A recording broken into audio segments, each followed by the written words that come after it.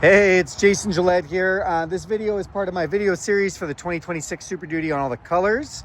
If you don't have the option of going into the dealership, maybe you're just sitting home on the computer or on your phone and you're thinking of ordering a truck, or you want to go look at a certain color, at least you can get a really good idea what that looks like through this YouTube video.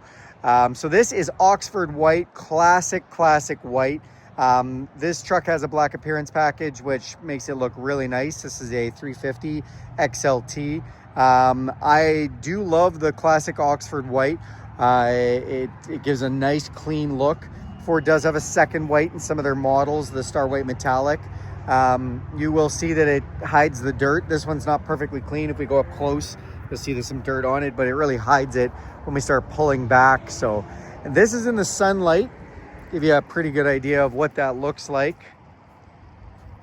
And then if we do, of course, go into the shaded areas, you're going to get a little different look to it. So you can see as we come to this side, you know, we don't have the same high gloss that you do right off the sunshine, but still looks good. And again, just the decals and things really pop off that Oxford White.